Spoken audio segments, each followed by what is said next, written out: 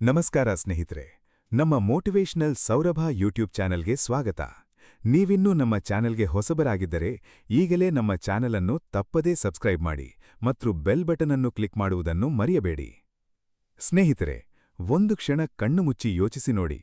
ನಿಮ್ಮ ಜೀವನದಲ್ಲಿ ಬಂದಂತಹ ಆ ಕಗ್ಗತ್ತಲ ರಾತ್ರಿಗಳು, ಆ ನಿದ್ದೆಯಿಲ್ಲದ ಕಣ್ಣುಗಳು, ಆ ಎದೆಯೊಳಗೆ ಕುದಿಯುತ್ತಿದ್ದ ನೋವು, ಆ ಕ್ಷಣಗಳಲ್ಲಿ ನೀವು ಭಗವಂತ, ಇದೇಕೆ ನನಗೆ ಮಾತ್ರ ಎಂದು ಆಕಾಶ ನೋಡಿ ಕೇಳಿದ್ದೀರಲ್ಲವೇ? ಆ ಪ್ರಶ್ನೆ ನಿಮ್ಮದೊಬ್ಬರದ್ದೇ ಅಲ್ಲ. ಪ್ರತಿಯೊಬ್ಬ ಮನುಷ್ಯನೂ ತನ್ನ ಜೀವನದಲ್ಲಿ ಒಮ್ಮೆಯಾದರೂ ಈ ಪ್ರಶ್ನೆಯನ್ನು ತನ್ನ ಆತ್ಮದಾಳದಿಂದ ಕೇಳಿಯೇ ಕೇಳಿರುತ್ತಾನೆ. ಆದರೆ ಇಂದು ನಾನು ನಿಮಗೆ ಹೇಳಬಯಸುವ ಸತ್ಯವೇನೆಂದರೆ, ನಿಮ್ಮ ಆ ಕಷ್ಟದ ಹಿಂದೆ, ಆ ಕಣ್ಣೀರಿನ ಹಿಂದೆ, ಆ ನೋವಿನ ಹಿಂದೆ ಭಗವಂತನ ಒಂದು ಗುಪ್ತ ಆಶೀರ್ವಾದ ಅಡಗಿ ಕುಳಿತಿದೆ. ಅದು ಇಂದು ಕಾಣುವುದಿಲ್ಲ, ಆದರೆ ನಾಳೆ ಅದೇ ಕಷ್ಟ ನಿಮ್ಮ ಬಾಳಿನ ಬೆಳಕಾಗಿ ಪರಿವರ್ತನೆಗೊಳ್ಳುತ್ತದೆ. ಪ್ರಕೃತಿಯನ್ನೇ ನೋಡಿ ಸ್ನೇಹಿತರೆ. ಬೀಜ ಮಣ್ಣಿನೊಳಗೆ ಬಿದ್ದಾಗ ಅದಕ್ಕೆ ಏನಾಗುತ್ತದೆ? ಅದನ್ನು ಮಣ್ಣು ಸಂಪೂರ್ಣವಾಗಿ ಆವರಿಸಿಬಿಡುತ್ತದೆ. ಕತ್ತಲು, ಒತ್ತಡ, ಉಸಿರುಗಟ್ಟುವ ವಾತಾವರಣ. ಆ ಬೀಜಕ್ಕೆ ಆಗ ಗೊತ್ತಿಲ್ಲ, ತಾನು ಮುಂದೆ ಒಂದು ಬೃಹತ್ ಮರವಾಗಲಿದ್ದೇನೆ ಎಂದು. ಅದಕ್ಕೆ ಗೊತ್ತಿರುವುದು ಒಂದೇ, ತಾನು ಒತ್ತಡದಲ್ಲಿ ನುಚ್ಚು ನೂರಾಗುತ್ತಿದ್ದೇನೆ ಎಂಬ ಭಾವನೆ ಮಾತ್ರ. ಆದರೆ ಆ ಮಣ್ಣಿನ ಒತ್ತಡವೇ, ಆ ಕತ್ತಲೆಯೇ ಅದರ ಬೀಜಕವಚವನ್ನು ಒಡೆದು ಮೊಳಕೆಯನ್ನು ಹೊರತರುತ್ತದೆ. ಒತ್ತಡವಿಲ್ಲದಿದ್ದರೆ ಮೊಳಕೆಯೇ ಇಲ್ಲ, ಕಷ್ಟವಿಲ್ಲದಿದ್ದರೆ ಬೆಳವಣಿಗೆಯೇ ಇಲ್ಲ. ನಿಮ್ಮ ಜೀವನವು ಇದೇ ರೀತಿ. ನೀವಿಂದು ಅನುಭವಿಸುತ್ತಿರುವ ಆ ಒತ್ತಡ, ಆ ಸಂಕಟ, ಅದು ನಿಮ್ಮನ್ನು ನಾಶ ಮಾಡಲು ಬಂದಿಲ್ಲ, ಅದು ನಿಮ್ಮೊಳಗೆ ಅಡಗಿರುವ ಶಕ್ತಿಯನ್ನು ಎಚ್ಚರಗೊಳಿಸಲು ಬಂದಿದೆ. ಭಗವದ್ಗೀತೆಯಲ್ಲಿ ಶ್ರೀಕೃಷ್ಣ ಪರಮಾತ್ಮ ಅರ್ಜುನನಿಗೆ ಹೇಳುತ್ತಾನೆ, ಸುಖ ದುಃಖಗಳು ಶೀತೋಷ್ಣಗಳಂತೆ ಬಂದು ಹೋಗುತ್ತಿರುತ್ತವೆ, ಅವುಗಳನ್ನು ಸಹಿಸಿಕೊಳ್ಳುವುದನ್ನು ಕಲಿಯಬೇಕು ಎಂದು. ಆದರೆ ಇದರ ಆಳವಾದ ಅರ್ಥವೇನೆಂದರೆ, ದುಃಖ ಎಂಬುದು ಶಾಶ್ವತವಲ್ಲ, ಅದು ಒಂದು ಋತುವಿನಂತೆ ಬಂದು ಹೋಗುತ್ತದೆ. ಆದರೆ ಆ ಋತು ನಿಮ್ಮಲ್ಲಿ ಬಿಟ್ಟು ಹೋಗುವ ಪಾಠ, ಆ ಅನುಭವ, ಆ ಪ್ರಬುದ್ಧತೆ ಶಾಶ್ವತವಾಗಿ ಉಳಿಯುತ್ತದೆ. ಇಂದು ನೀವು ಯಾವ ಕಷ್ಟದಲ್ಲಿ ಸಿಲುಕಿದ್ದೀರೋ, ಆ ಕಷ್ಟ ನಿಮ್ಮನ್ನು ಒಡೆಯಲು ಬಂದಿಲ್ಲ, ನಿಮ್ಮನ್ನು ಕಡೆದು ಒಂದು ಸುಂದರ ಶಿಲ್ಪವಾಗಿಸಲು ಬಂದಿದೆ. ಶಿಲ್ಪಿಯ ಉಳಿ ಕಲ್ಲಿಗೆ ತಾಗಿದಾಗ ಆ ಕಲ್ಲು ನೋವಿನಿಂದ ಚೀರಿದರೆ, ಏಕೆ ನನ್ನನ್ನು ಕಡೆಯುತ್ತಿದ್ದೀಯಾ ಎಂದು ಕೇಳಿದರೆ ಶಿಲ್ಪಿ ಏನು ಹೇಳಬಹುದು? ನಾನು ನಿನ್ನನ್ನು ನಾಶ ಮಾಡುತ್ತಿಲ್ಲ, ನಿನ್ನೊಳಗೆ ಅಡಗಿರುವ ದೇವರ ಮೂರ್ತಿಯನ್ನು ಹೊರತರುತ್ತಿದ್ದೇನೆ ಎಂದು. ಭಗವಂತನೂ ಅಷ್ಟೇ. ಅವನು ನಿಮ್ಮ ಜೀವನದಲ್ಲಿ ಕಷ್ಟದ ಉಳಿಯನ್ನು ಹಿಡಿದಾಗ ಅದು ನಿಮ್ಮನ್ನು ಶಿಕ್ಷಿಸಲುವಲ್ಲ, ನಿಮ್ಮೊಳಗಿನ ಶ್ರೇಷ್ಠತೆಯನ್ನು ಕೆತ್ತಲು. ಒಂದು ಸಣ್ಣ ಕಥೆ ಹೇಳುತ್ತೇನೆ ಕೇಳಿ. ಒಬ್ಬ ರೈತನ ಬಳಿ ಒಂದು ಎತ್ತು ಇತ್ತು. ಅದು ಮುದುಕಾಗಿ ಒಂದು ದಿನ ಆಳವಾದ ಬಾವಿಯಲ್ಲಿ ಬಿದ್ದುಬಿಟ್ಟಿತು. ರೈತ ಅದನ್ನು ಮೇಲೆತ್ತಲು ಬಹಳ ಪ್ರಯತ್ನಿಸಿದ, ಆದರೆ ಸಾಧ್ಯವಾಗಲಿಲ್ಲ. ಕೊನೆಗೆ ಆ ಎತ್ತು ಮುದುಕಾಗಿತ್ತು, ಬಾವಿಯು ಬಳಕೆಗೆ ಬಾರದೇ ಇತ್ತು ಎಂದು ಯೋಚಿಸಿ ರೈತ ಆ ಬಾವಿಯನ್ನು ಮಣ್ಣಿನಿಂದ ಮುಚ್ಚಿಬಿಡಲು ನಿರ್ಧರಿಸಿದ. ಊರಿನ ಜನರೆಲ್ಲ ಸೇರಿ ಬಾವಿಗೆ ಮಣ್ಣು ಸುರಿಯಲಾರಂಭಿಸಿದರು. ಮೊದಲ ಮಣ್ಣಿನ ಗುಪ್ಪೆ ಎತ್ತಿನ ಮೈಮೇಲೆ ಬಿದ್ದಾಗ ಅದು ಜೋರಾಗಿ ಚೀರಿತು. ಆದರೆ ಆಶ್ಚರ್ಯವೆಂದರೆ, ಸ್ವಲ್ಪ ಸಮಯದ ನಂತರ ಆ ಚೀರಾಟ ನಿಂತಿತು. ರೈತ ಬಗ್ಗಿ ನೋಡಿದಾಗ ಅವನಿಗೆ ಆಶ್ಚರ್ಯವಾಯಿತು. ಆ ಎತ್ತು ತನ್ನ ಮೈಮೇಲೆ ಬಿದ್ದ ಪ್ರತಿಯೊಂದು ಮಣ್ಣಿನ ಹೆಂಟೆಯನ್ನು ಕೊಡವುಕೊಂಡು ಅದರ ಮೇಲೆ ನಿಂತು ಮೇಲೇರುತ್ತಿತ್ತು. ಜನ ಬಾವಿ ಮುಚ್ಚಲು ಸುರಿಯುತ್ತಿದ್ದ ಮಣ್ಣೆ ಆ ಎತ್ತಿಗೆ ಮೇಲೇರುವ ಮೆಟ್ಟಿಲಾಗಿ ಬದಲಾಯಿತು. ಕೊನೆಗೆ ಆ ಎತ್ತು ಬಾವಿಯಿಂದ ಮೇಲಕ್ಕೆ ಜಿಗಿದು ಸ್ವತಂತ್ರವಾಗಿ ನಡೆದುಹೋಯಿತು. ಸ್ನೇಹಿತರೆ, ಇದೇ ಜೀವನ. ಜನ ನಿಮ್ಮ ಮೇಲೆ ಎಸೆಯುವ ಟೀಕೆಗಳು, ಸಂಬಂಧಗಳಲ್ಲಿ ಆಗುವ ದ್ರೋಹಗಳು, ಆರ್ಥಿಕ ಸಂಕಷ್ಟಗಳು, ಆರೋಗ್ಯದ ಸಮಸ್ಯೆಗಳು, ಇವೆಲ್ಲವೂ ನಿಮ್ಮನ್ನು ಬಾವಿಯೊಳಗೆ ಮುಚ್ಚಿಹಾಕಲು ಬಂದಂತಹ ಮಣ್ಣಿನಂತೆ ಕಾಣಿಸಬಹುದು. ಆದರೆ ನೀವು ಯಾವ ಮನೋಭಾವದಿಂದ ಅದನ್ನು ಸ್ವೀಕರಿಸುತ್ತೀರಿ ಎಂಬುದರ ಮೇಲೆ ಅವಲಂಬಿತವಾಗಿದೆ. ಅದು ನಿಮ್ಮನ್ನು ಹೂಳುತ್ತದೋ ಅಥವಾ ಮೇಲೇರಿಸುತ್ತದೋ ಎಂಬುದು. ಪ್ರತಿಯೊಂದು ಕಷ್ಟವನ್ನೂ ಕೊಡವುಕೊಂಡು ಅದರ ಮೇಲೆ ಒಂದು ಹೆಜ್ಜೆ ಇಡುವ ಧೈರ್ಯ ಮಾಡಿದವನಿಗೆ ಮಾತ್ರ ಆ ಕಷ್ಟ ಮೆಟ್ಟಿಲಾಗುತ್ತದೆ. ನಮ್ಮ ಪುರಾಣಗಳಲ್ಲಿ ನೋಡಿ, ಸಮುದ್ರಮಂಥನದ ಕಥೆ. ದೇವತೆಗಳು ಅಮೃತಕ್ಕಾಗಿ ಸಮುದ್ರವನ್ನು ಕಡದಾಗ ಮೊದಲು ಬಂದಿದ್ದು ಅಮೃತವಲ್ಲ, ಹಾಲಾಹಲ ಎಂಬ ಘೋರ ವಿಷ. ಆ ವಿಷ ಇಡೀ ಸೃಷ್ಟಿಯನ್ನೇ ನಾಶ ಮಾಡುವಂತಿತ್ತು. ಆದರೆ ಪರಮೇಶ್ವರ ಆ ವಿಷವನ್ನೇ ಕುಡಿದು ತನ್ನ ಕಂಠದಲ್ಲಿ ಇಟ್ಟುಕೊಂಡ. ಅದೇ ಅವನಿಗೆ ನೀಲಕಂಠ ಎಂಬ ಹೆಸರು ತಂದುಕೊಟ್ಟಿತು. ಅಮೃತಕ್ಕೂ ಮುಂಚೆ ವಿಷವನ್ನು ಎದುರಿಸಬೇಕಾಗುತ್ತದೆ ಎಂಬುದೇ ಈ ಕಥೆಯ ಸಾರ. ನಿಮ್ಮ ಜೀವನದ ಪ್ರತಿ ಯಶಸ್ಸಿನ ಹಿಂದೆಯೂ ಒಂದು ವಿಷದ ಕ್ಷಣ ಇದ್ದೇ ಇರುತ್ತದೆ. ಅದನ್ನು ಎದುರಿಸಿ ಜೀರ್ಣಿಸಿಕೊಂಡವನಿಗೆ ಮಾತ್ರ ಅಮೃತದ ರುಚಿ ಸಿಗುತ್ತದೆ. ಇಂದು ನೀವು ಯಾವ ವಿಷವನ್ನು ಕುಡಿಯುತ್ತಿದ್ದೀರೋ ಅದನ್ನು ಶಪಿಸಬೇಡಿ. ಅದು ನಿಮ್ಮನ್ನು ನೀಲಕಂಠನನ್ನಾಗಿಸಲು ಬಂದಿದೆ ಎಂದು ನಂಬಿ. ಜೀವನದಲ್ಲಿ ಅಮೃತ ಬೇಕೆಂದರೆ ಮಂಥನದ ಕಷ್ಟವನ್ನು ಒಪ್ಪಿಕೊಳ್ಳಲೇಬೇಕು. ನಾನೊಬ್ಬ ವ್ಯಕ್ತಿಯ ಜೀವನದ ನಿಜ ಘಟನೆಯನ್ನು ನಿಮ್ಮೊಂದಿಗೆ ಹಂಚಿಕೊಳ್ಳಬಯಸ್ತೇನೆ. ಒಬ್ಬ ಯುವಕ ತನ್ನ ಕೆಲಸ ಕಳೆದುಕೊಂಡಾಗ ಸಂಪೂರ್ಣ ಜರ್ಜರಿತನಾಗಿಬಿಟ್ಟ. ಮನೆಯಲ್ಲಿ ಹೆಂಡತಿ, ಮಕ್ಕಳು, ಬಾಡಿಗೆ ಕಟ್ಟಲು ದುಡ್ಡಿಲ್ಲ. ಆ ಕ್ಷಣದಲ್ಲಿ ಅವನಿಗೆ ಬದುಕೇ ಬೇಡ ಎನಿಸುವಷ್ಟು ಹತಾಶೆ ಆವರಿಸಿತು. ಆದರೆ ಆ ಬಿಡುವಿನ ಸಮಯದಲ್ಲಿ ಅವನಿಗೆ ತಾನು ಚಿಕ್ಕಂದಿನಿಂದ ಇಷ್ಟಪಡುತ್ತಿದ್ದ ಅಡುಗೆ ಕಲೆಯ ನೆನಪಾಯಿತು. ಬೇರೆ ದಾರಿಯಿಲ್ಲದೆ ಸಣ್ಣ ಬಂಡಿಯೊಂದನ್ನಿಟ್ಟುಕೊಂಡು ತಿಂಡಿ ಮಾರಲು ಶುರುಮಾಡಿದ. ಇಂದು ಅವನು 3 ಹೋಟೆಲ್ಗಳ ಮಾಲೀಕ. ಅವನೇ ಹೇಳುತ್ತಾನೆ, ಆ ಕೆಲಸ ಹೋಗದೇ ಇದ್ದಿದ್ದರೆ ನಾನಿಂದು ಇನ್ನೊಬ್ಬರ ಆಫೀಸ್ನಲ್ಲಿ ಸಂಬಳಕ್ಕಾಗಿ ಜೀತ ಮಾಡುತ್ತಿದ್ದೆ. ನನ್ನ ಸ್ವಂತ ಕನಸಿನ ಬಗ್ಗೆ ಯೋಚಿಸುವ ಅವಕಾಶವೇ ಸಿಗುತ್ತಿರಲಿಲ್ಲ. ಆ ಕೆಲಸ ಕಳೆದುಕೊಂಡ ದಿನ ಅವನಿಗೆ ಶಾಪದಂತೆ ಕಂಡಿತ್ತು. ಆದರೆ ಅದೇ ಅವನ ಜೀವನದ ಅತ್ಯಂತ ದೊಡ್ಡ ಆಶೀರ್ವಾದವಾಗಿತ್ತು. ಇದನ್ನೇ ನಮ್ಮ ಹಿರಿಯರು ಮುಚ್ಚಿದ ಬಾಗಿಲಿನ ಸಿದ್ಧಾಂತ ಎಂದು ಕರೆಯುತ್ತಾರೆ. ಭಗವಂತ ಒಂದು ಬಾಗಿಲನ್ನು ಮುಚ್ಚಿದಾಗ ಅವನು ಇನ್ನೊಂದು ಕಿಟಕಿಯನ್ನು ತೆರೆದೇ ಇರುತ್ತಾನೆ. ಆದರೆ ಮನುಷ್ಯ ಮುಚ್ಚಿದ ಬಾಗಿಲನ್ನೇ ದಿಟ್ಟಿಸಿ ನೋಡುತ್ತಾ ಅಳುತ್ತಾ ಕುಳಿತುಕೊಳ್ಳುತ್ತಾನೆ. ಪಕ್ಕದ ಕಿಟಕಿಯಿಂದ ಬರುತ್ತಿರುವ ಬೆಳಕನ್ನೇ ಗಮನಿಸುವುದಿಲ್ಲ. ಎಷ್ಟೋ ಬಾರಿ ನಾವು ಕಳೆದುಕೊಂಡಿದ್ದನ್ನೇ ಹಿಡಿದುಕೊಂಡು ಸಿಗಲಿರುವುದನ್ನು ನೋಡುವ ದೃಷ್ಟಿಯನ್ನೇ ಕಳೆದುಕೊಂಡು ಬಿಡುತ್ತೇವೆ. ಇಲ್ಲಿ ಒಂದು ಪ್ರಶ್ನೆ ಕೇಳಬೇಕು ಸ್ನೇಹಿತರೆ. ನಾವು ಕಷ್ಟವನ್ನು ಶಿಕ್ಷೆ ಎಂದು ಭಾವಿಸುತ್ತೇವೆಯೋ ಅಥವಾ ಪಾಠ ಎಂದು ಭಾವಿಸುತ್ತೇವೆಯೋ? ಶಿಕ್ಷೆ ಎಂದು ಭಾವಿಸಿದವನು ಕುಗ್ಗುತ್ತಾ ಹೋಗುತ್ತಾನೆ, ದೂರುತ್ತಾ ಇರುತ್ತಾನೆ. ನಾನೇಕೆ ಇಂತಹ ದುರಾದೃಷ್ಟವಂತ ಎಂದು ತನ್ನನ್ನೇ ಶಪಿಸುತ್ತಾ ಕುಳಿತುಬಿಡುತ್ತಾನೆ. ಆದರೆ ಪಾಠ ಎಂದು ಭಾವಿಸಿದವನು ಪ್ರಶ್ನಿಸುತ್ತಾನೆ, ಇದರಿಂದ ನಾನು ಏನು ಕಲಿಯಬೇಕು? ಈ ಒಂದೇ ಪ್ರಶ್ನೆಯ ಬದಲಾವಣೆ ಇಡೀ ಜೀವನದ ದಿಕ್ಕನ್ನೇ ಬದಲಾಯಿಸಿಬಿಡುತ್ತದೆ. ಗುಬ್ಬಚ್ಚಿ ಗೂಡಿನಿಂದ ಹೊರಗೆ ದೂಡಲ್ಪಟ್ಟ ಮರಿಹಕ್ಕಿಗ ಆ ಕ್ಷಣ ಸಾವಿನ ಭಯ ಉಂಟಾಗುತ್ತದೆ. ಆದರೆ ಆ ಬೀಳುವಿಕೆಯ ಸಮಯದಲ್ಲೇ ಅದರ ರೆಕ್ಕೆಗಳು ಬಿಚ್ಚಿಕೊಳ್ಳುತ್ತವೆ. ಹಾರುವ ಕಲೆ ತಾನಾಗಿಯೇ ಪ್ರಕಟವಾಗುತ್ತದೆ. ತಾಯಿ ಹಕ್ಕಿ ಗೂಡಿನಿಂದ ದೂಡುವುದು ಸಹ ಒಂದು ಪ್ರೀತಿಯ ಕ್ರಿಯೆಯೇ. ಅದು ಕ್ರೂರತೆಯಲ್ಲ, ಅದು ಮಗುವಿಗೆ ಆಕಾಶವನ್ನು ಪರಿಚಯಿಸುವ ವಿಧಾನ. ಭಗವಂತನೂ ಹೀಗೆಯೇ ನಮ್ಮನ್ನಾಗಾಗ ನಮ್ಮ ಸುರಕ್ಷಿತ ಗೂಡಿನಿಂದ ದೂಡುತ್ತಾನೆ. ಏಕೆಂದರೆ ಗೂಡಿನಲ್ಲೇ ಕುಳಿತಿದ್ದರೆ ನಮಗೆ ಎಂದೂ ನಮ್ಮ ರೆಕ್ಕೆಗಳ ಶಕ್ತಿ ತಿಳಿಯುವುದೇ ಇಲ್ಲ. ಇನ್ನೊಂದು ಆಳವಾದ ಸತ್ಯವನ್ನು ನಿಮ್ಮೊಂದಿಗೆ ಹಂಚಿಕೊಳ್ಳಬೇಕು. ಚಿನ್ನ ಎಂಬುದು ಭೂಮಿಯಿಂದ ಬರುವಾಗ ಶುದ್ಧವಾಗಿರುವುದಿಲ್ಲ.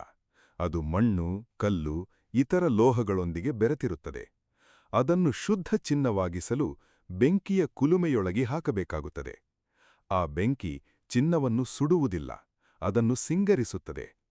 ಬೆಂಕಿಯ ತಾಪ ಎಷ್ಟು ಹೆಚ್ಚಾಗುತ್ತದೋ ಚಿನ್ನ ಅಷ್ಟೇ ಶುದ್ಧವಾಗುತ್ತಾ ಹೋಗುತ್ತದೆ, ಅಷ್ಟೇ ಪ್ರಕಾಶಮಾನವಾಗುತ್ತಾ ಹೋಗುತ್ತದೆ.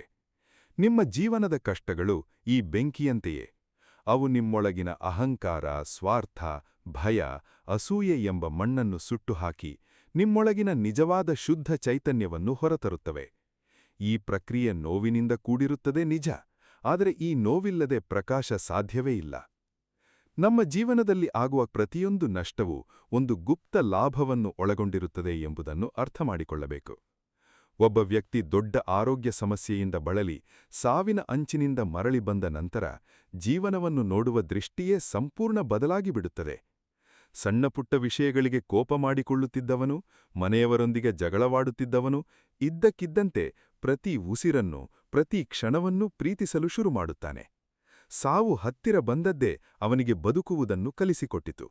ಎಷ್ಟು ವಿಚಿತ್ರ ಅಲ್ಲವೇ? ಸಾವಿನ ಭಯವೇ ಬದುಕಿನ ಪಾಠವಾಗಿ ಮಾರ್ಪಟ್ಟಿತು. ಸಂತ ತುಕಾರಾಮ್ ಅವರ ಜೀವನದಲ್ಲಿ ಒಂದು ಘಟನೆಯಿದೆ. ಅವರ ವ್ಯಾಪಾರ ನಷ್ಟಗೊಂಡಿತು. ಪತ್ನಿ ಮತ್ತು ಮಗು ಆಹಾರವಿಲ್ಲದೆ ಪ್ರಾಣಬಿಟ್ಟರು. ಇಡೀ ಊರೇ ಬರಗಾಲದಿಂದ ತತ್ತರಿಸಿತ್ತು. ಈ ಸಂಪೂರ್ಣ ವಿನಾಶದ ಸಮಯದಲ್ಲಿ ತುಕಾರಾಮ್ ಅವರೊಳಗೆ ಒಂದು ಪ್ರಶ್ನೆ ಎದ್ದಿತು. ಈ ಪ್ರಪಂಚದ ಎಲ್ಲಾ ವಸ್ತುಗಳು ನಶ್ವರವಾಗಿದ್ದರೆ ಶಾಶ್ವತವಾದದ್ದು ಯಾವುದು? ಈ ಪ್ರಶ್ನೆಯೇ ಅವರನ್ನು ಪಾಂಡುರಂಗನ ಭಕ್ತಿಯ ಕಡೆಗೆ ಕರೆದೊಯ್ಯಿತು ಮತ್ತು ಅವರು ಮರಾಠಿ ಸಂತ ಸಾಹಿತ್ಯದ ಅತ್ಯಂತ ಶ್ರೇಷ್ಠ ಕವಿಗಳಲ್ಲಿ ಒಬ್ಬರಾದರು. ಅವರ ಸಂಪೂರ್ಣ ವಿನಾಶವೇ ಅವರ ಆಧ್ಯಾತ್ಮಿಕ ಜನ್ಮಕ್ಕೆ ಕಾರಣವಾಯಿತು. ಇಂದು ನಿಮ್ಮೊಳಗೆ ಯಾವ ಬೆಂಕಿ ಉರಿಯುತ್ತಿದೆಯೋ ಅದನ್ನು ಶಪಿಸಬೇಡಿ. ಅದು ನಿಮ್ಮನ್ನು ಪುಡಿಮಾಡಲು ಬಂದಿಲ್ಲ, ನಿಮ್ಮನ್ನು ಶುದ್ಧೀಕರಿಸಲು ಬಂದಿದೆ. ಒಂದು ದಿನ ಈ ಬೆಂಕಿಯ ಮೂಲಕವೇ ಹಾದುಹೋದ ನಂತರ ನೀವು ಹಿಂತಿರುಗಿ ನೋಡಿದಾಗ ಈ ಕ್ಷಣಗಳನ್ನೇ ನಿಮ್ಮ ಜೀವನದ ಅತ್ಯಮೂಲ್ಯ ತಿರುವು ಎಂದು ಗುರುತಿಸುತ್ತೀರಿ. ಇಲ್ಲಿಯವರೆಗೂ ನಾವು ಕಷ್ಟದ ಹಿಂದಿನ ಆಶೀರ್ವಾದದ ಬಗ್ಗೆ ಮಾತನಾಡಿದೆವು. ಈಗ ಒಂದು ಪ್ರಶ್ನೆ ಬರುತ್ತದೆ, ಈ ಆಶೀರ್ವಾದವನ್ನು ಗುರುತಿಸುವುದು ಹೇಗೆ? ಇಲ್ಲಿ ನಾನು ನಿಮಗೆ ಒಂದು ಮುಖ್ಯ ಸತ್ಯ ಹೇಳಬೇಕು. ಆಶೀರ್ವಾದ ಎಂಬುದು ಕಷ್ಟ ಮುಗಿದ ನಂತರ ಮಾತ್ರ ಬರುವುದಲ್ಲ, ಅದು ಕಷ್ಟದ ಒಳಗೇ ಅಡಗಿರುತ್ತದೆ. ನಾವು ಬಹಳ ಸಲ ಆಶೀರ್ವಾದವನ್ನು ಫಲಿತಾಂಶದಲ್ಲಿ ಹುಡುಕುತ್ತೇವೆ, ಆದರೆ ನಿಜವಾದ ಆಶೀರ್ವಾದ ಪ್ರಕ್ರಿಯೆಯಲ್ಲಿಯೇ ಇರುತ್ತದೆ. ಕಷ್ಟದ ಸಮಯದಲ್ಲಿ ನೀವು ಬೆಳೆಸಿಕೊಳ್ಳುವ ತಾಳ್ಮೆ, ಆ ಸಮಯದಲ್ಲಿ ನಿಮ್ಮ ಪಕ್ಕ ನಿಂತ ನಿಜವಾದ ಮಿತ್ರರ ಗುರುತು, ಆ ಸಮಯದಲ್ಲಿ ನೀವು ಭಗವಂತನೊಂದಿಗೆ ಬೆಳೆಸಿಕೊಳ್ಳುವ ಆಪ್ತತೆ, ಇವೆಲ್ಲವೂ ಆಶೀರ್ವಾದವೇ. ಸುಖದ ಕಾಲದಲ್ಲಿ ಭಗವಂತನನ್ನು ನೆನೆಯುವವರು ಕಡಿಮೆ, ಆದರೆ ಕಷ್ಟದ ಕಾಲದಲ್ಲಿ ಮಾತ್ರ ಮನುಷ್ಯ ನಿಜವಾಗಿ ಭಗವಂತನ ಬಳಿ ಮೊಣಕಾಲೂರಿ ಕುಳಿತುಕೊಳ್ಳುತ್ತಾನೆ. ಈ ಆಪ್ತತೆಯೇ ಒಂದು ಅಮೂಲ್ಯ ಆಶೀರ್ವಾದವಲ್ಲವೇ? ಒಬ್ಬ ತಾಯಿಯ ಉದಾಹರಣೆ ತೆಗೆದುಕೊಳ್ಳಿ. ಮಗುವಿಗೆ ಜ್ವರ ಬಂದಾಗ ರಾತ್ರಿಯಿಡೀ ಎಚ್ಚರವಾಗಿದ್ದು ಆರೈಕೆ ಮಾಡುತ್ತಾಳೆ. ಆ ಮಗುವಿಗೆ ಆ ಕ್ಷಣ ಜ್ವರ ಕಷ್ಟವಾಗಿ ಕಾಣಿಸುತ್ತದೆ. ಆದರೆ ಆ ಜ್ವರವೇ ಇಲ್ಲದಿದ್ದರೆ ಆ ಮಗುವಿಗೆ ತಾಯಿಯ ಪ್ರೀತಿಯ ಆಳ ಎಷ್ಟಿದೆ ಎಂದು ಎಂದಿಗೂ ಅರ್ಥವಾಗುತ್ತಿರಲಿಲ್ಲ. ಭಗವಂತನ ಪ್ರೀತಿಯೂ ಹೀಗೆಯೇ. ಸುಖದ ಕಾಲದಲ್ಲಿ ನಮಗೆ ಅವನ ಇರುವಿಕೆಯೇ ಮರೆತು ಹೋಗುತ್ತದೆ, ಆದರೆ ಕಷ್ಟದ ಕಾಲದಲ್ಲಿ ಅವನ ಮೌನ ಸಾನ್ನಿಧ್ಯ ನಮ್ಮ ಎದೆಯೊಳಗೆ ಗಾಢವಾಗಿ ಅನುಭವಕ್ಕೆ ಬರುತ್ತದೆ. ಇನ್ನೊಂದು ಮಹತ್ವದ ವಿಷಯ, ಕಷ್ಟ ನಮಗೆ ನಿಜವಾದ ಸಂಬಂಧಗಳನ್ನು ತೋರಿಸುತ್ತದೆ. ಸುಖದ ಕಾಲದಲ್ಲಿ ನಮ್ಮ ಸುತ್ತ 1000 ಜನ ಇರುತ್ತಾರೆ, ಆದರೆ ಕಷ್ಟ ಬಂದಾಗ ಮಾತ್ರ ಯಾರು ನಿಜವಾದ ಮಿತ್ರ, ಯಾರು ಬರೀ ಸ್ವಾರ್ಥಿ ಎಂಬುದು ಸ್ಪಷ್ಟವಾಗುತ್ತದೆ. ಇದು ನೋವಿನ ಸತ್ಯ ನಿಜ, ಆದರೆ ಇದೂ ಒಂದು ಆಶೀರ್ವಾದವೇ.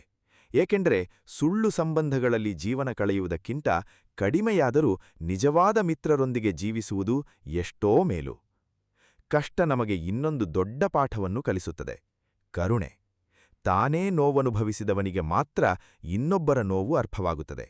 ಎಂದೂ ಕಷ್ಟ ಕಾಣದ ಮನುಷ್ಯ ಎಂದೂ ನಿಜವಾದ ಸಹಾನುಭೂತಿ ಹೊಂದಲಾರ. ಜಗತ್ತಿನ ಎಲ್ಲಾ ಮಹಾನ್ ಸಂತರು, ಮಹಾನ್ ಸೇವಾಕರ್ತರು ತಮ್ಮ ಜೀವನದಲ್ಲಿ ಆಳವಾದ ನೋವನ್ನು ಅನುಭವಿಸಿದವರೇ. ಆ ನೋವೇ ಅವರನ್ನು ಇತರರ ನೋವಿಗೆ ಸ್ಪಂದಿಸುವ ಹೃದಯವುಳ್ಳವರನ್ನಾಗಿ ಮಾಡಿತು. ಕಷ್ಟ ಎಂಬುದು ನಮಗೆ ಸಮಯದ ಮೌಲ್ಯವನ್ನು ಕಳಿಸುತ್ತದೆ. ಎಲ್ಲವೂ ಸುಗಮವಾಗಿ ನಡೆಯುತ್ತಿರುವಾಗ ಮನುಷ್ಯ ತಾನು ಅಮರ ಎಂಬಂತೆ ಬದುಕುತ್ತಾನೆ. ನಾಳೆ ಮಾಡಿದರಾಯಿತು, ನಂತರ ನೋಡಿಕೊಳ್ಳೋಣ ಎಂಬ ನಿರ್ಲಕ್ಷ್ಯದಲ್ಲಿ ದಿನಗಳನ್ನು ಕಳೆಯುತ್ತಾನೆ. ಆದರೆ ಕಷ್ಟ ಬಂದೊಡನೆ ಜೀವನ ಎಷ್ಟು ಕ್ಷಣಿಕ, ಎಷ್ಟು ಅನಿಶ್ಚಿತ ಎಂಬ ಅರಿವು ಮೂಡುತ್ತದೆ. ಈ ಅರಿವೇ ಮನುಷ್ಯನನ್ನು ಪ್ರತಿ ಕ್ಷಣವನ್ನು ಅರ್ಥಪೂರ್ಣವಾಗಿ ಬದುಕಲು ಪ್ರೇರೇಪಿಸುತ್ತದೆ. ಒಬ್ಬ ವ್ಯಾಪಾರಿಯ ಕಥೆ ನೆನಪಾಗುತ್ತದೆ. ಅವನ ಇಡೀ ಗೋದಾಮು ಬೆಂಕಿಗೆ ಆಹುತಿಯಾಯಿತು. ವರ್ಷಗಟ್ಟಲೆ ಕಷ್ಟಪಟ್ಟು ಕಟ್ಟಿದ ವ್ಯಾಪಾರ ಒಂದೇ ರಾತ್ರಿಯಲ್ಲಿ ಬೂದಿಯಾಯಿತು. ಆ ರಾತ್ರಿ ಅವನು ಆಕಾಶ ನೋಡುತ್ತಾ ಕುಳಿತಾಗ ಅವನಿಗೆ ಒಂದು ವಿಚಿತ್ರ ಶಾಂತಿ ಆವರಿಸಿತಂತೆ. ಅವನೇ ಹೇಳುತ್ತಾನೆ, ಆ ಬೆಂಕಿ ನನ್ನ ಗೋದಾಮನ್ನಷ್ಟೇ ಸುಟ್ಟಿತು, ಆದರೆ ಅದೇ ಬೆಂಕಿ ನನ್ನೊಳಗಿನ ವಸ್ತುಗಳ ಮೇಲಿನ ಮೋಹವನ್ನು ಸುಟ್ಟುಹಾಕಿತು. ಆ ಘಟನೆಯ ನಂತರ ಅವನ ಜೀವನದ ಆದ್ಯತೆಗಳೇ ಬದಲಾದವು. ಹಣ ಸಂಪಾದನೆಗಿಂತ ಸಂಬಂಧಗಳಿಗೆ, ವ್ಯಾಪಾರಕ್ಕಿಂತ ಆಂತರಿಕ ಶಾಂತಿಗೆ ಹೆಚ್ಚು ಮಹತ್ವ ಕೊಡಲಾರಂಭಿಸಿದ. ಇಂದು ಅವನು ಮತ್ತೆ ವ್ಯಾಪಾರ ಕಟ್ಟಿಕೊಂಡಿದ್ದಾನೆ, ಆದರೆ ಈಗ ಅವನ ಮನಸ್ಸು ಎಂದಿಗಿಂತಲೂ ಶಾಂತವಾಗಿದೆ. ಏಕೆಂದರೆ ಅವನಿಗೀಗ ಗೊತ್ತು, ವಸ್ತುಗಳು ಬರುತ್ತವೆ, ಹೋಗುತ್ತವೆ, ಆದರೆ ಆತ್ಮ ಶಾಶ್ವತ. ಇದನ್ನೇ ಭಗವದ್ಗೀತೆಯ ನೈನಂ ಛಿಂದಂತಿ ಶಸ್ತ್ರಾಣಿ ಎಂಬ ಶ್ಲೋಕ ಸಾರುತ್ತದೆ. ಆತ್ಮವನ್ನು ಯಾವ ಆಯುಧವೂ ಕತ್ತರಿಸಲಾರದು, ಯಾವ ಬೆಂಕಿಯೂ ಸುಡಲಾರದು.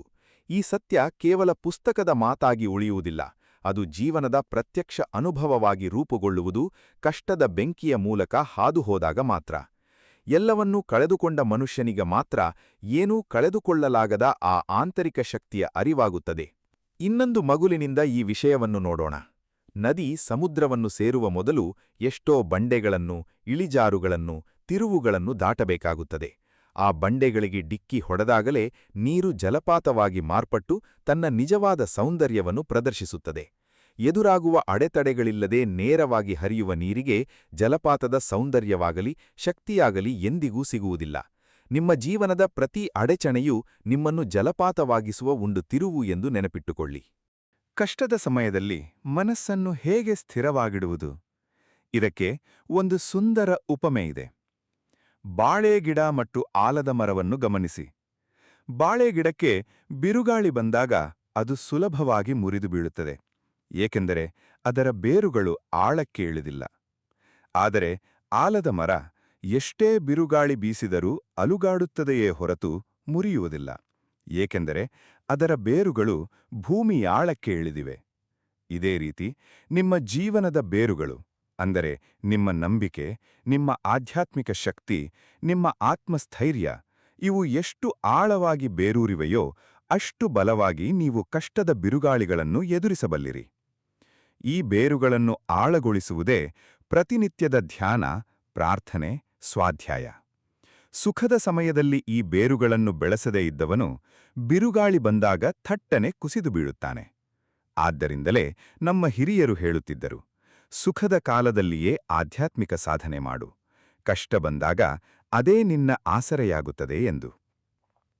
ಇಲ್ಲೊಂದು ಪ್ರಶ್ನೆ ಎದ್ದೇಳಬಹುದು, ಎಲ್ಲಾ ಕಷ್ಟಗಳ ಹಿಂದೆಯೂ ಒಳಿತೇ ಇದೆಯೇ? ಇದಕ್ಕೆ ಉತ್ತರ ಸ್ವಲ್ಪ ಸೂಕ್ಷ್ಮ. ಪ್ರತಿ ಕಷ್ಟದ ಹಿಂದೆ ಒಂದು ಸಾಧ್ಯತೆ ಇರುತ್ತದೆ, ಆದರೆ ಆ ಸಾಧ್ಯತೆಯನ್ನು ವಾಸ್ತವವಾಗಿಸುವುದು ನಮ್ಮ ಪ್ರತಿಕ್ರಿಯೆಯ ಮೇಲೆ ಅವಲಂಬಿಸಿತವಾಗಿದೆ. ಒಂದೇ ಕಷ್ಟ ಇಬ್ಬರು ವ್ಯಕ್ತಿಗಳಿಗೆ ಬಂದರೆ ಒಬ್ಬ ಅದರಿಂದ ಪುಡಿಪುಡಿಯಾಗಿ ಹೋಗಬಹುದು, ಇನ್ನೊಬ್ಬ ಅದನ್ನೇ ಮೆಟ್ಟಿಲಾಗಿಸಿ ಮೇಲೇರಬಹುದು. ವ್ಯತ್ಯಾಸವಿರುವುದು ಕಷ್ಟದಲ್ಲಲ್ಲ, ಅದನ್ನು ಸ್ವೀಕರಿಸುವ ಮನೋಭಾವದಲ್ಲಿ. ಇಬ್ಬರು ಕೈದಿಗಳು ಜೈಲಿನ ಕಿಟಕಿಯಿಂದ ಹೊರಗೆ ನೋಡಿದಾಗ ಒಬ್ಬ ಕೆಸರನ್ನು ನೋಡುತ್ತಾನೆ, ಇನ್ನೊಬ್ಬ ನಕ್ಷತ್ರಗಳನ್ನು ನೋಡುತ್ತಾನೆ ಎಂಬ ಮಾತು ಇದೆಯಲ್ಲ, ಅದೇ ಇದರ ಸಾರ. ಆದ್ದರಿಂದ ಆಶೀರ್ವಾದ ಎಂಬುದು ಕಷ್ಟದಲ್ಲಿ ತಾನಾಗಿಯೇ ಸ್ವಯಂಚಾಲಕವಾಗಿ ಬರುವುದಿಲ್ಲ.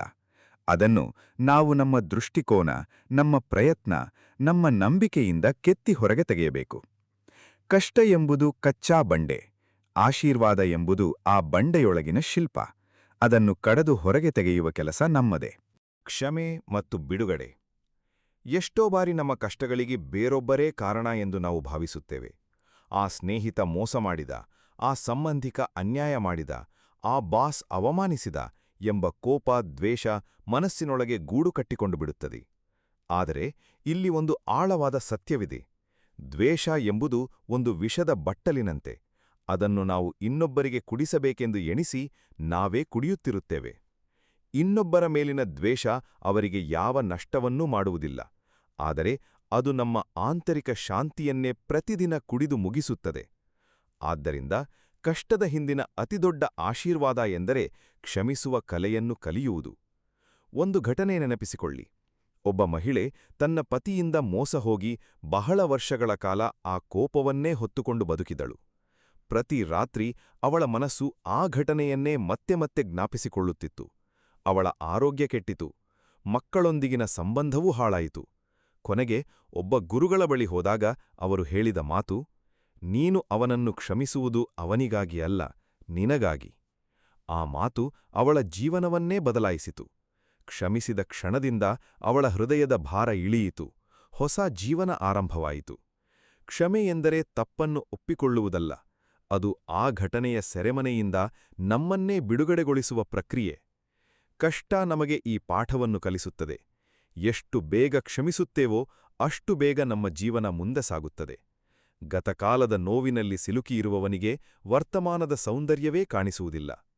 ಇನ್ನೊಂದು ಮುಖ್ಯಾಂಶ, ಸ್ವತಃ ನಮ್ಮನ್ನೇ ಕ್ಷಮಿಸುವುದು. ಎಷ್ಟೋ ಬಾರಿ ನಾವು ಇತರರನ್ನು ಕ್ಷಮಿಸುತ್ತೇವೆ, ಆದರೆ ನಮ್ಮ ಸ್ವಂತ ತಪ್ಪುಗಳಿಗಾಗಿ ನಮ್ಮನ್ನೇ ಶಿಕ್ಷಿಸುತ್ತಾ ಬದುಕುತ್ತೇವೆ. ನಾನು ಆಗ ಹಾಗೆ ಮಾಡಬಾರದಿತ್ತು, ಈ ನಿರ್ಧಾರ ತಪ್ಪಾಗಿತ್ತು ಎಂಬ ಆತ್ಮಗ್ಲಾನಿಯಲ್ಲಿ ವರ್ಷಗಟ್ಟಲೆ ಕೊರಗುತ್ತೇವೆ. ಆದರೆ ನೆನಪಿಡಿ, ಆ ಸಮಯದಲ್ಲಿ ನಿಮಗೆ ಗೊತ್ತಿದ್ದ ಜ್ಞಾನದ ಆಧಾರದ ಮೇಲೆ ನೀವು ಅತ್ಯುತ್ತಮ ನಿರ್ಧಾರವನ್ನೇ ತೆಗೆದುಕೊಂಡಿದ್ದೀರಿ. ಸ್ವಯಂ ಕ್ಷಮೆಯಿಲ್ಲದೆ ನಿಜವಾದ ಶಾಂತಿ ಎಂದಿಗೂ ಸಿಗದು. ಒಂದು ಪ್ರಶ್ನೆ ಕೇಳಬೇಕು. ಕಷ್ಟದ ಮಧ್ಯದಲ್ಲಿರುವಾಗ, ಆಶೀರ್ವಾದ ಇನ್ನೂ ಕಾಣುತ್ತಿಲ್ಲದಿರುವಾಗ ಏನ್ಮಾಡಬೇಕು? ಇದಕ್ಕುತ್ತರ ಕಾಯುವಿಕೆಯ ಕಲೆಯನ್ನು ಕಲಿಯುವುದು. ರೈತ ಬೀಜ ಬಿತ್ತಿದ ಮರುದಿನವೇ ಫಸಲು ಕೊಯ್ಯಲಾರ. ಅವನಿಗೆ ಗೊತ್ತಿದೆ, ಬೀಜ ಮೊಳಕೆಯಾಗಲು, ಗಿಡವಾಗಲು, ಫಸಲು ಬರಲು ಒಂದು ನಿರ್ದಿಷ್ಟ ಕಾಲ ಬೇಕು. ಆ ಕಾಲದಲ್ಲಿ ಅವನು ಆತಂಕಪಡುತ್ತಾ ಕೂರುವುದಿಲ್ಲ, ಬದಲಿಗೆ ನೀರೆರೆಯುತ್ತಾ, ಕಳೆ ಕೀಳುತ್ತಾ, ಆರೈಕೆ ಮಾಡುತ್ತಾ ಕಾಯುತ್ತಾನೆ.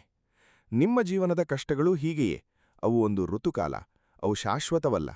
ಈ ಕಾಲದಲ್ಲಿ ನಿಮ್ಮ ಕೆಲಸ ಆತಂಕಪಡುವುದಲ್ಲ, ನಂಬಿಕೆಯಿಂದ, ಪ್ರಯತ್ನದಿಂದ ಕಾಯುವುದು. ಒಂದು ಸುಂದರ ಸತ್ಯ ಹೇಳ್ತೀನಿ.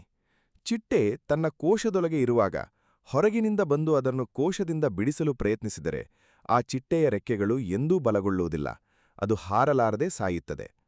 ಆ ಕೋಶವನ್ನು ಒಡೆದು ಹೊರಬರುವ ಹೋರಾಟವೇ ಅದರ ರೆಕ್ಕೆಗಳಿಗೆ ಶಕ್ತಿ ತುಂಬುತ್ತದೆ. ನಿಮ್ಮ ಕಷ್ಟದ ಹೋರಾಟವು ಇದೇ ರೀತಿ. ಅದನ್ನು ಸುಲಭಗೊಳಿಸಬೇಕೆಂದು ಬೇಡಿಕೊಳ್ಳಬೇಡಿ, ಬದಲಿಗೆ ಆ ಹೋರಾಟದ ಮೂಲಕವೇ ಬಲಗೊಳ್ಳಿ ಎಂದು ಪ್ರಾರ್ಥಿಸಿ. ಸುಲಭದಾರಿ ಎಂದೂ ಬಲಿಷ್ಠ ರೆಕ್ಕೆಗಳನ್ನು ಕೊಡಲಾರದು. ಇಲ್ಲಿ ಇನ್ನೊಂದು ಮಹತ್ವದ ವಿಷಯ ಹೇಳಬೇಕು. ಕೃತಜ್ಞತೆಯ ಶಕ್ತಿ. ಕಷ್ಟದ ಮಧ್ಯದಲ್ಲಿಯೇ ಇರುವ ಸಣ್ಣಪುಟ್ಟ ಒಳಿತುಗಳಿಗಾಗಿ ಕೃತಜ್ಞತೆ ಸಲ್ಲಿಸುವುದನ್ನು ರೂಢಿಸಿಕೊಂಡವನಿಗೆ ಮಾತ್ರ ಆ ಕಷ್ಟದ ಒಳಗಿನ ಆಶೀರ್ವಾದ ಬೇಗ ಕಾಣಿಸುತ್ತದೆ. ಪ್ರತಿದಿನ ಬೆಳಗ್ಗೆ ಎದ್ದಾಗ, ಇಂದು ನನಗೆ ಉಸಿರಾಡಲು ಸಾಧ್ಯವಾಗುತ್ತಿದೆ, ನನ್ನ ಪಕ್ಕದಲ್ಲಿ ಪ್ರೀತಿಸುವ ಒಬ್ಬ ವ್ಯಕ್ತಿಯಾದರೂ ಇದ್ದಾರೆ, ಇಂದಿನ ಊಟಕ್ಕೆ ಆಹಾರವಿದೆ ಎಂದು ಕೃತಜ್ಞತೆ ಸಲ್ಲಿಸಿ ನೋಡಿ, ಮನಸ್ಸು ತಾನಾಗಿಯೇ ಹಗುರವಾಗುತ್ತದೆ. ಕೃತಜ್ಞತೆ ಎಂಬುದು ಕತ್ತಲೆಯಲ್ಲಿ ಕೈಗಿಡುವ ಒಂದು ಪುಟ್ಟ ದೀಪ.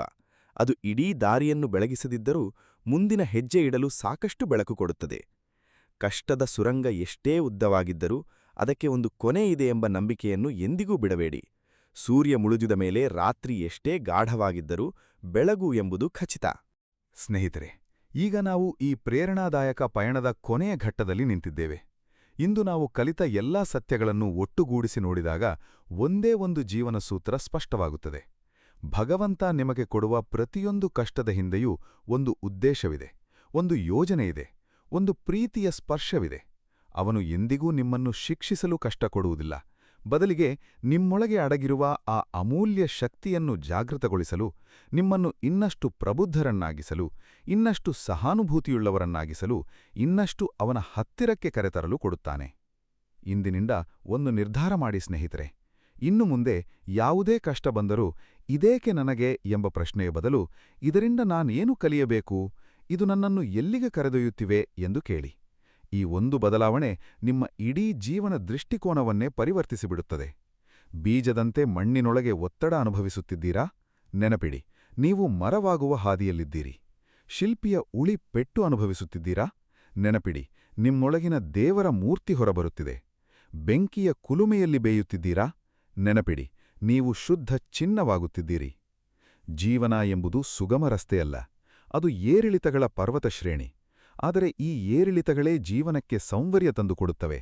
ಸಮತಟ್ಟಾದ ಭೂಮಿಯಲ್ಲಿ ಎಂದೂ ನದಿ ಹುಟ್ಟುವುದಿಲ್ಲ, ಜಲಪಾತ ಸೃಷ್ಟಿಯಾಗುವುದಿಲ್ಲ. ಬೆಟ್ಟಗುಡ್ಡಗಳ ಏರಿಳಿತಗಳಿಂದಲೇ ಸುಂದರ ಕಣಿವೆಗಳು, ರಮಣೀಯ ಜಲಪಾತಗಳು ಸೃಷ್ಟಿಯಾಗುತ್ತವೆ. ನಿಮ್ಮ ಜೀವನದ ಏರಿಳಿತಗಳು ನಿಮ್ಮನ್ನು ಒಂದು ಅನನ್ಯ ಸುಂದರ ವ್ಯಕ್ತಿತ್ವವನ್ನಾಗಿ ರೂಪಿಸುತ್ತಿವೆ ಎಂಬುದನ್ನು ಮರೆಯಬೇಡಿ. ಇಂದು ನೀವು ಯಾವ ಕತ್ತಲೆಯಲ್ಲಿದ್ದೀರೋ ಆ ಕತ್ತಲೆಯನ್ನೇ ಶಪಿಸುತ್ತಾ ಕೂರಬೇಡಿ. ಬದಲಿಗೆ ಆ ಕತ್ತಲೆಯೊಳಗೆ ಒಂದು ಪುಟ್ಟ ದೀಪ ಹಚ್ಚಿ ಒಂದು ಹೆಜ್ಜೆ ಮುಂದಿಡಿ. ಭಗವಂತ ನಿಮ್ಮ ಜೊತೆಗೇ ಇದ್ದಾನೆ. ಪ್ರತಿ ಹೆಜ್ಜೆಯಲ್ಲೂ, ಪ್ರತಿ ಕಣ್ಣೀರಿನಲ್ಲೂ, ಪ್ರತಿ ನೋವಿನಲ್ಲೂ ಅವನ ಪ್ರೀತಿಯ ಕೈ ನಿಮ್ಮ ಬೆನ್ನ ಮೇಲಿದೆ. ಒಂದು ದಿನ ಈ ಎಲ್ಲಾ ಕಷ್ಟಗಳನ್ನು ದಾಟಿ ಹೋದ ಮೇಲೆ ನೀವು ಹಿಂತಿರುಗಿ ನೋಡಿದಾಗ ಇಂದು ನೀವು ಶಪಿಸುತ್ತಿರುವ ಈ ಕ್ಷಣಗಳನ್ನೇ ನಿಮ್ಮ ಜೀವನದ ಅತ್ಯಂತ ಪವಿತ್ರ, ಅತ್ಯಂತ ಮೌಲ್ಯಯುತ ತಿರುವುಗಳೆಂದು ಕಣ್ಣೀರಿನೊಂದಿಗೆ ಕೃತಜ್ಞತೆಯಿಂದ ನೆನಪಿಸಿಕೊಳ್ಳುತ್ತೀರಿ. ಆ ದಿನಕ್ಕಾಗಿ ಇಂದಿನಿಂದಲೇ ನಂಬಿಕೆಯಿಂದ, ಧೈರ್ಯದಿಂದ ಮುನ್ನಡೆಯಿರಿ. ಇದಿಷ್ಟು ಈ ಸಂಚಿಕೆಯ ವಿಷಯವಾಗಿದೆ. ಈ ಸಂಚಿಕೆಯ ಅನಿಸಿಕೆ ಅಭಿಪ್ರಾಯಗಳನ್ನು ತಪ್ಪದೇ ನಮ್ಮೊಂದಿಗೆ ಹಂಚಿಕೊಳ್ಳಿ ಮತ್ತು ಲೈಕ್ ಮಾಡುವುದನ್ನು ಮರೆಯಬೇಡಿ. ಈ ಸಂಚಿಕೆ ನಿಮಗೆ ಇಷ್ಟವಾಗಿದ್ದಲ್ಲಿ ಹರೇ ಕೃಷ್ಣ ಎಂದು ಕಮೆಂಟ್ ಮಾಡಿ ಅಥವಾ ನಿಮ್ಮ ಇಷ್ಟದ ದೇವರ ಹೆಸರನ್ನು ಕಮೆಂಟ್ನಲ್ಲಿ ಬರೆಯಿರಿ. ಆ ಭಗವಂತನು ನಿಮ್ಮೆಲ್ಲರನ್ನೂ ಆಶೀರ್ವದಿಸಲಿ. ವಂದನೆಗಳು.